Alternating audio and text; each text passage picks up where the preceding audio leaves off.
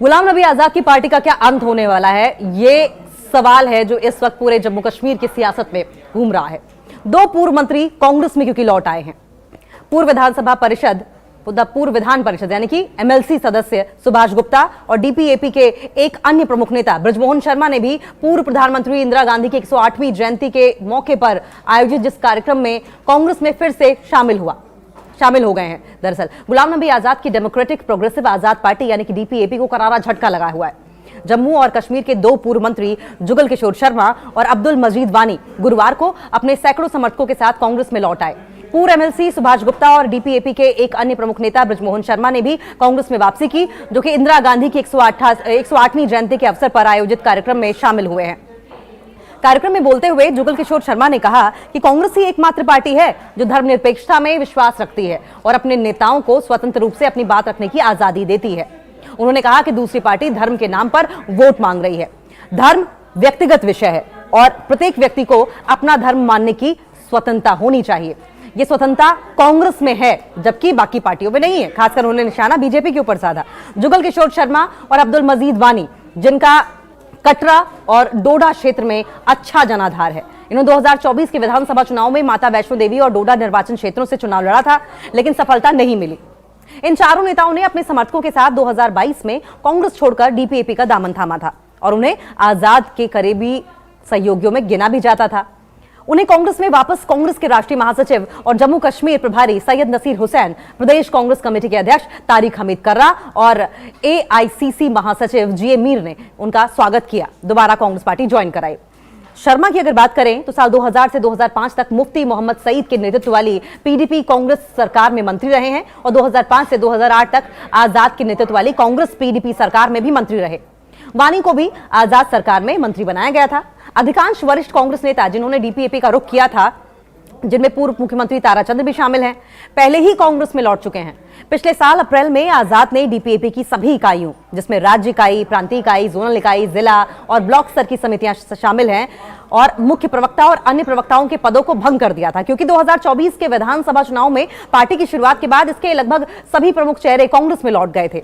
एक कांग्रेस के दिग्गज नेता रहे आजाद ने अगस्त 2022 में पार्टी छोड़ दी थी। उन्होंने संगठनात्मक चुनाव प्रक्रिया को फर्जी और एक दिखावा बताया था और दिखावा बताते हुए पार्टी की स्थिति वापसी की सीमा से बाहर पहुंच चुकी है, ऐसा कहा था।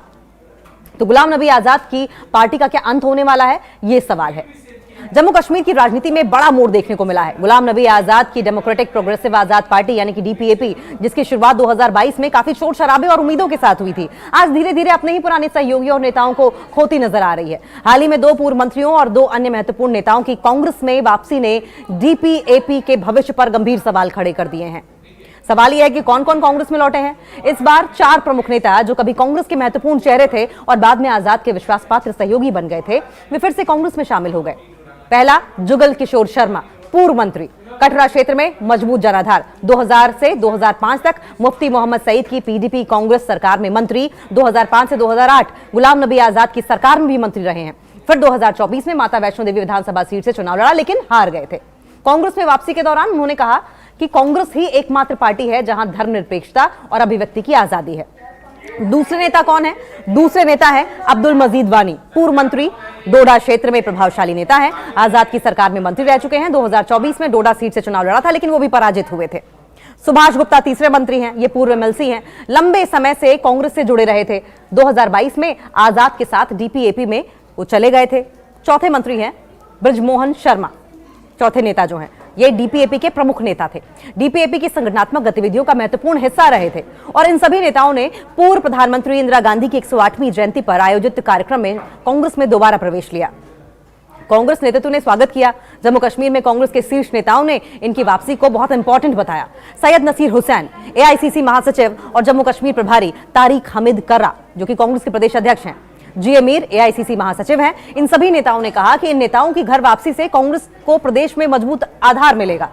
डीपीएपी में बड़े पैमाने पर टूट क्यों हो रही है? सवाल यह भी है। डीपीएपी की स्थापना 2022 में आजाद ने कांग्रेस से अलग होकर की थी, लेकिन 2024 विधानसभा चुनाव के बाद अधिकांश वरिष्ठ नेता पार्टी छोड़कर वापस कांग्रेस में चले गए। कई जिलों और ब्लॉक स्तर के कार्यकर्ताओं ने भी डीपीएपी से दूरी बना ली।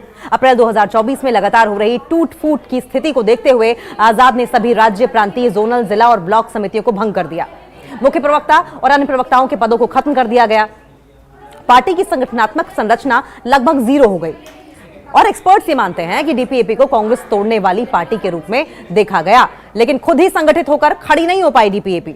आजाद का कांग्रेस छोड़ना। पृष्ठभूमि: गुलाम नबी आजाद कांग्रेस के सबसे अनुभवी और वरिष्ठ नेताओं में से एक थे। उन्होंने अगस्त 2022 में कांग्रेस छोड़ते समय आरोप लगाया था कि पार्टी की संगठनात्मक चुनाव प्रक्रिया फर्जी है और एक छलावा है, दिखावा है। पार्टी नेतृत्व पर आरोप लगाते हुए कहा था उन्होंने कि कांग्रेस अब अपनी पुरानी पहचान खो चुकी है। लेकिन राजनीतिक विश्लेषकों के मुताबिक एक्सपर्ट्स ये कह रहे हैं कि कांग्रेस से अलग होने के बाद आजाद बड़ा जनाधार या मजबूत संगठन खड़ा नहीं कर पाए। डीपीएपी की छवि अस्थायी और प्रतिक्रियात्मक पार्टी के रूप में ही बनकर रह गई। अब सवाल यह भी है कि क्या यह डीपीएपी का अंत है? अब जब लगभग सभी वरिष्ठ नेता वापस कांग्रेस में आ चुके हैं, पार्टी की संगठनात्मक इकाइयां भंग हो चुकी है, चुनाव में पार्टी का प्रदर्शन कमजोर हो रहा है, तो राजनीतिक गलियारों में यह सवाल चर्चा का विषय बना हुआ है कि क्या डीपीएपी अब अस्तित्व में रहेगी या धीरे धीरे समाप्त हो जाएगी। एक्सपर्ट्स मानते हैं कि पार्टी का प्रभाव अब बहुत लिमिटेड है, बहुत सीमित रह गया है और केवल आजाद की व्यक्तिगत पहचान पर टिके रहने की कोशिश कर रहा है। कल जिस तरह से गुलाम नबी आजाद लेड डीपीएपी से 4 बड़े नेताओं ने पार्टी छोड़ के कांग्रेस में शमूलियत कर दी है, उसके बाद डीपीएपी में अफरा तफरी का माहौल पैदा हो गया है। गुलाम नबी आजाद लेड डीपीएपी की बात करें तो आपको याद ही होगा, अक्टूबर 2022 में जो पार्टी है वो बनाई गई थी, 26 अक्टूबर को बनाई गई थी और बड़े पैमाने पे उसका एक रैली के जरिए उसको लॉन्च किया गया था जम्मू में। और तब ये लगने लगा था कि गुलाम नबी आजाद वाली डीपीएपी जो है वो एक अल्टरनेटिव बन सकती है जम्मू कश्मीर की सियासत में। लेकिन वक्त गुजरा, चुनाव पे चुनाव आ गए और डीपीएपी पूरी तरह से साफ हो गई। पार्लियामेंट चुनाव हो, असेंबली इलेक्शन में तो पार्टी वैसे लड़ी भी नहीं, और जहां जहां पार्टी के प्रॉक्सी कैंडिडेट थे या पार्लियामेंट की अगर हम बात करें वहां से चुनाव जो पार्टी ने लड़ा तो पार्टी को बुरी तरह से हार हुई। उसके बाद लगातार हमने देखा कि डीपीएपी से लगातार लीडरों के निकलने का सिलसिला शुरू हुआ।